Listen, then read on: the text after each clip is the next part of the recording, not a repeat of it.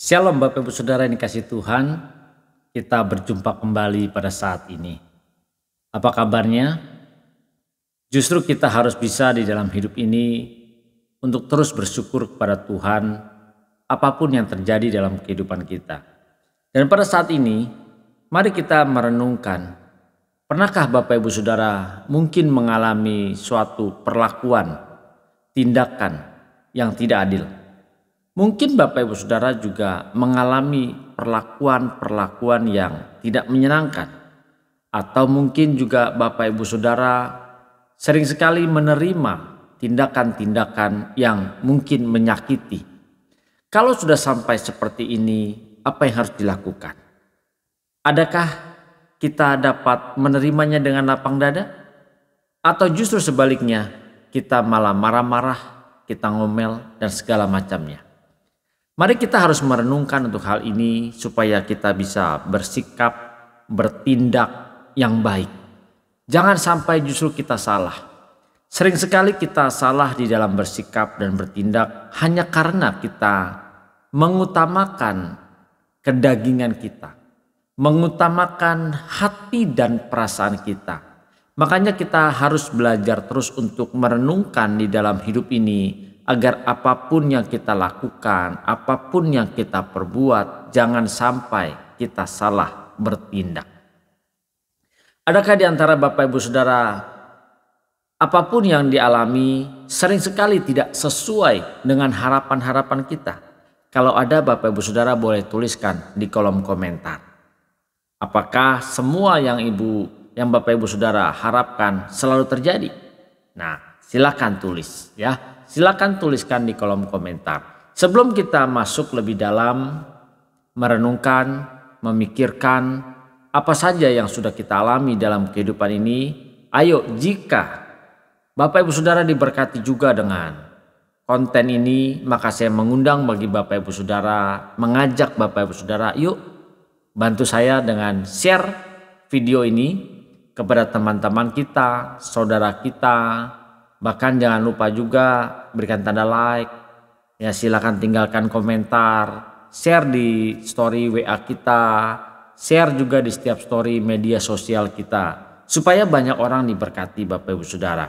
Dan bagi Bapak Ibu Saudara yang baru pertama kali berkunjung atau mungkin video ini lewat di beranda Bapak Ibu Saudara dan diberkati, ayo silakan di subscribe. Lalu diklik gambar loncengnya. Kalau belum muncul ada gambar sinyal di sampingnya, pencet lagi gambar loncengnya dan pilih semua notifikasinya. Untuk apa? Supaya ketika ada video-video yang diupload pada saat live stream, Bapak Ibu Saudara dapat menerima pemberitahuannya secara langsung. Sehingga bisa mengikutinya secara langsung dan tidak ketinggalan. Kembali sekarang di dalam hidup kita. Realita dan kenyataan sering sekali bertolak belakang dengan apa yang kita inginkan. Fakta di lapangan, fakta kejadian sering sekali tidak sesuai dengan harapan-harapan kita. Ketidaksesuaian dengan harapan kita, ketidakterjadiannya apa yang kita inginkan, tidak tercapainya semua keinginan kita, sering kan membuat Bapak Ibu Saudara sakit hati dan kecewa? Kira-kira Bapak Ibu Saudara ketika Bapak Ibu Saudara mengalami hal-hal yang tidak ingin terjadi atau harapannya A tetapi yang terjadinya B, bagaimana? Apakah Bapak Ibu Saudara senang atau Bapak Ibu Saudara mengalami kesedihan? Boleh tuliskan di kolom komentar. Nah, kita perlu merenungkan. Kan banyak nih ketika kita berharap A, kita berdoa sama Tuhan, kita meminta kepada Tuhan supaya Tuhan berkati harapan kita, supaya yang terjadi itu A. Tetapi faktanya yang terjadi B. Kita sering sekali kecewa, sakit, marah. Nah, apa akibatnya?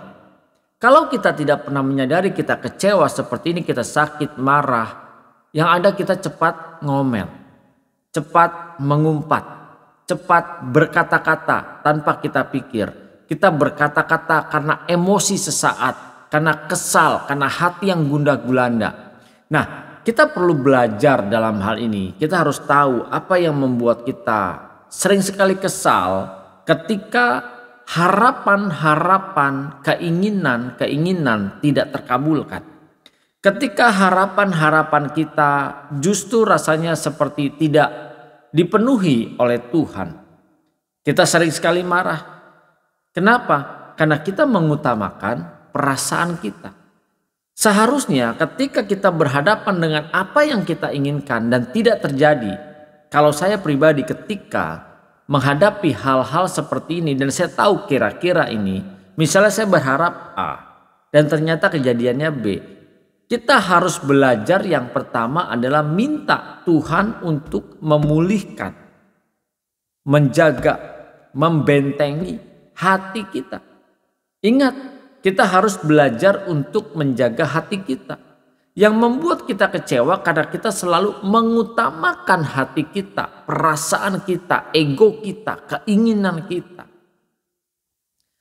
Apakah Tuhan salah mengabulkan keinginan kita? Apakah Tuhan salah ketika mungkin semua harapan-harapan kita tidak terpenuhi? Kita terkadang marah, kecewa, cuman kita nggak berani berkata, Tuhan salah, enggak kan?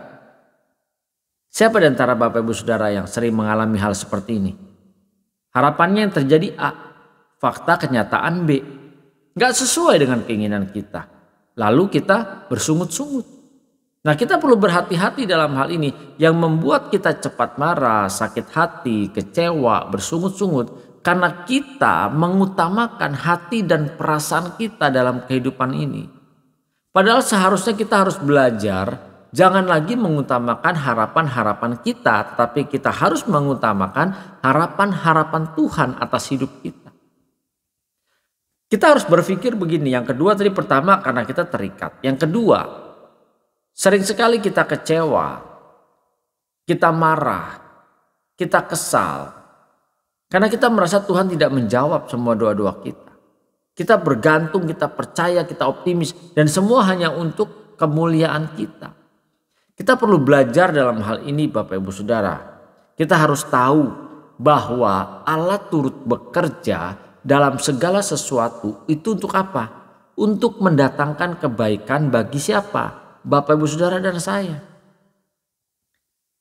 Dan kebaikan-kebaikan itu juga pasti terjadi bagi setiap kita yang mengasihi Tuhan. Karena Tuhan tahu bagi kita yang mengasihi Dia, pasti seharusnya kudu wajib kita mengerti, memahami apa yang Tuhan inginkan. Nah, di sini kita sering gagal.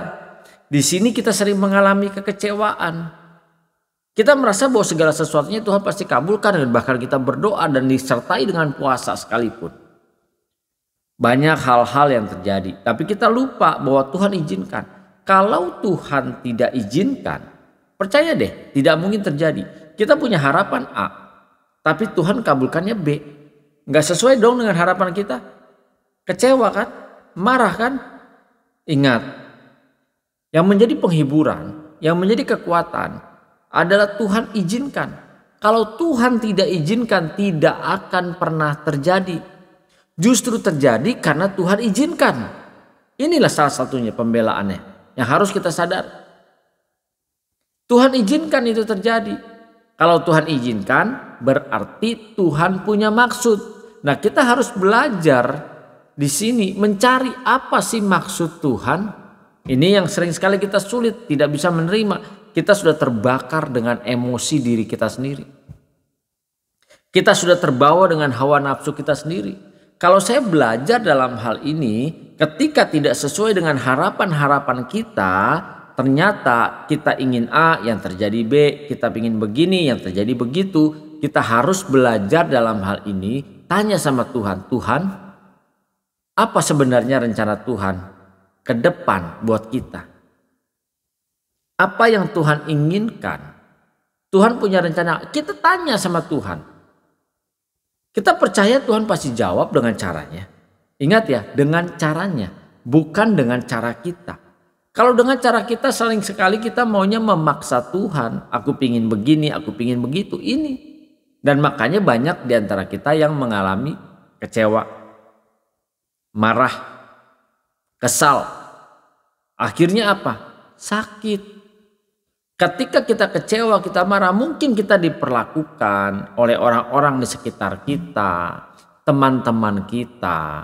Mereka mungkin memperlakukan kita tidak sesuai dengan harapan kita. Itu kan tidak sesuai dengan harapan Bapak Ibu Saudara. Bapak Ibu Saudara punya harapan, punya keinginan, lalu orang-orang yang diharapkan bisa mengabulkan apa yang menjadi keinginan Bapak Ibu Saudara, kira-kira gimana? Bisa tulis di kolom komentar. Ayo. Justru ketika hal ini terjadi kita sering sekali marah, kecewa. Mari Bapak Ibu Saudara. Saya mengajak ketika kita punya keinginan tidak terjadi, tidak terkabulkan. Satu yang kita harus ingat. Tuhan izinkan. Kedua, Tuhan punya rencana buat hidup Bapak Ibu Saudara. Tuhan punya planning yang kita belum tahu seperti apa. Yang ketiga, cari tahu apa harapan Tuhan buat hidup kita.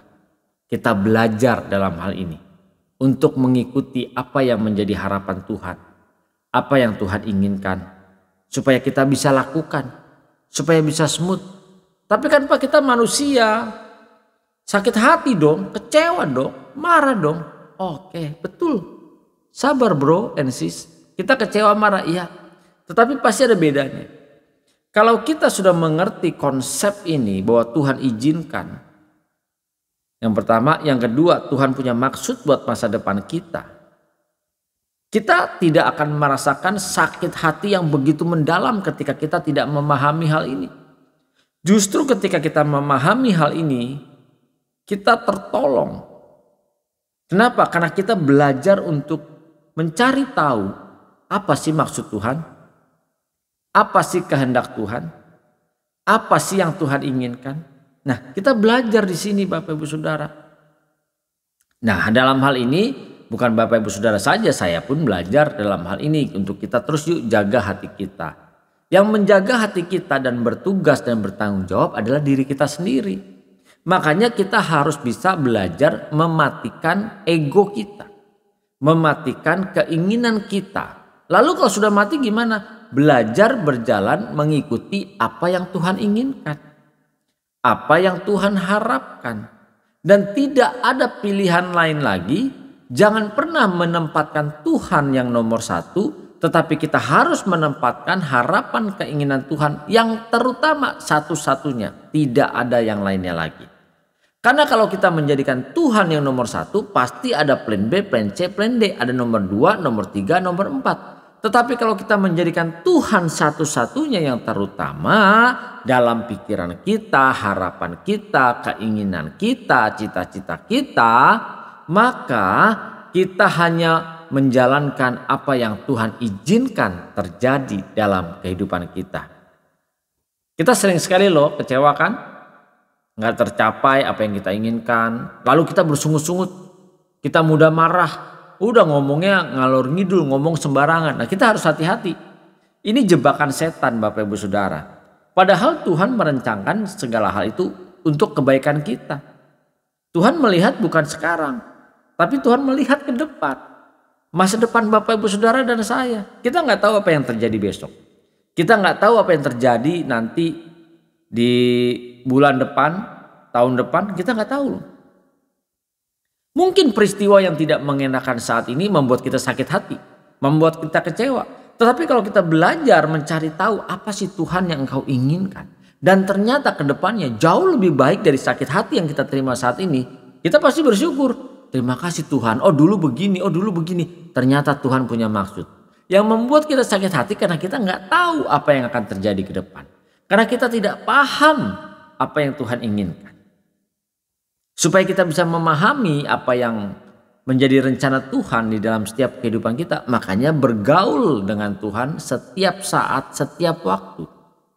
Berjalan bersama dengan Tuhan setiap saat, setiap waktu. Ini penting Bapak Ibu Saudara. Supaya kita terbebas, terlindung dari sakit hati yang begitu rupa, yang begitu dalam. Yang pada akhirnya menimbulkan akar kepahitan dalam hidup ini. Kalau sudah sampai level akar kepahitan, maka hidup kita tidak jauh-jauh dari yang namanya sakit kanker, tumor. Karena itu akar. Nah, kita belajar jaga hati kita supaya kita terbebas dari semua permasalahan itu. Mari Bapak Ibu Saudara, ayo pikirkan segala sesuatu itu pasti Tuhan izinkan terjadi dalam hidup kita. Kalau Tuhan tidak izinkan, tidak akan pernah terjadi. Rambut Bapak Ibu Saudara, ini satu helai saja, tidak akan pernah terjatuh, tidak akan pernah terlepas dari kepala kita kalau Tuhan tidak izinkan. Tapi kalau Tuhan izinkan, dia pasti akan jatuh. Ingat, semua dalam izin Tuhan. Nggak mungkin terjadi kalau Tuhan tidak izinkan. Itu bisa terjadi karena Tuhan mengizinkan. Dan kalau Tuhan mengizinkan, pasti Tuhan punya maksud. Tuhan punya harapan. Tuhan punya keinginan. Dan harapan-harapan keinginan Tuhan atas hidup kita, Bapak Ibu Saudara dan saya, tentunya pasti yang terbaik buat kita. Makanya kita bisa menghadapi semua masalah, problema kehidupan, pencobaan, bisa menyelesaikannya dengan baik hanya dengan cara Tuhan. Sehingga kita bebas dari sakit hati, bebas dari kekecewaan. Bapak Ibu Saudara mau bebas dari kekecewaan, dari sakit hati? Pilihan di tangan kita. Bapak Ibu Saudara yang memilih loh. Mau menyelesaikannya dengan cara apa? Kalau saat ini kita sering sekali menerima ketidaksesuaian, ketidaktepatan, bahkan tidak sesuai dengan harapan-harapan kita. Belajar, harapan kita hanya Tuhan saja. Belajar dalam hal ini. Ya, awal-awal jatuh bangun wajar. Tetapi kita harus belajar terus menerus sampai kita mahir, sampai kita bisa. Dan akhirnya menjadi habit dalam hidup kita. Ketika ada sesuatu yang tidak sesuai, kita mencari tahu apa sih maksud Tuhan. Nah, inilah yang membuat hidup kita bisa berbeda, berubah. Mari Bapak Ibu Saudara, jangan sampai kita melukai, mendukakan hati dan perasaan Tuhan dalam kehidupan kita. Kita harus bisa menyelesaikan apa yang menjadi tugas dan tanggung jawab dalam hidup kita. Ayo, mulai kapan? Sekarang. Kita belajar, Pak, tapi sekarang saya lagi sakit hati, kecewa, marah, kesal. Rasanya udah gedek banget deh karena perlakuan ini. Ingat, Tuhan izinkan. Siapa kita sih? Mau melawan Tuhan? Gak bisa. Gak bisa. Dan kalau Tuhan izinkan, pasti terjadi. Ingat itu. Kalau Tuhan izinkan, gak ada yang bisa menolak. Semua dalam kontrol izinnya Tuhan. Mari Bapak Ibu Saudara. Justru sekarang ayo kita belajar cari tahu apa yang menjadi harapan Tuhan atas hidup kita. Jadi kalau tidak sesuai, percayalah Allah turut bekerja dalam segala sesuatu untuk mendatangkan kebaikan bagi setiap orang yang mengasihinya. Bapak Ibu Saudara, mengasihi Tuhan tidak? Kalau mengasihi Tuhan, ya kita jangan bersungut-sungut. Apapun yang terjadi, kita belajar untuk mengikuti. Yang penting hati dan perasaan Tuhan yang disenangkan dalam kehidupan kita. Mari Bapak Ibu Saudara, yuk kita perlu berjaga-jaga dalam hal ini. Berkati teman-teman kita, saudara kita yang lainnya. Dengan cara apa? Yuk share video ini kepada mereka. Ayo saya mengundang bagi Bapak Ibu Saudara, bantu saya share video ini kepada setiap teman-teman kita. Share di media sosial kita, share di story WA kita. Supaya banyak orang diberkati. Supaya banyak orang juga tidak mengalami sakit hati dan terkungkung di dalam permasalahan-permasalahan seperti ini. Mari berikan juga tanda like, silakan tinggalkan komentar di kolom komen, karena dengan cara itulah membuat video ini muncul di beranda-beranda teman-teman kita. Bahkan bagi Bapak Ibu Saudara yang baru pertama kali berkunjung ke YouTube channel CPS Television, ayo dukung dengan klik tombol subscribe, lalu klik gambar loncengnya, pilih aktifkan semua notifikasinya supaya ketika ada video-video yang terbaru, Bapak Ibu Saudara tidak ketinggalan. Saya informasikan juga bahwa CPS Television hadir melalui TikTok, ya, melalui TikTok secara live stream, bahkan melalui video-video yang dibagikan setiap harinya, bahkan secara live stream setiap hari Senin, Rabu, Kamis, dan Sabtu malam jam 20.00 di dalam CPS Community, dan di hari Sabtu dalam sesi ngobrol santai di Cafe CPS. Kita bisa bercerita, sharing, dan ini pastinya memberkati kita. Kalau di CPS Community, di hari Senin, Rabu, dan Kamis kita sama-sama menyanyi, memuji, dan kita mendengarkan firman Tuhan dan kita mendoakan bagi siapapun juga yang sakit, letih, lesu, dan berbeban berat, Tuhan pasti berikan kelegaan. Mari Bapak Ibu Saudara, ayo saya menantikan terus supaya kita bisa menjadi pribadi-pribadi yang menyukakan dan menyenangkan hati Tuhan. Setiap saat, setiap waktu, walaupun tidak sesuai dengan harapan kita, belajarlah menyesuaikan harapan-harapan kita, hanya Tuhan saja satu-satunya. Kita akan berjumpa kembali di dalam sesi-sesi berikutnya. Tuhan memberkati. Salam transformasi.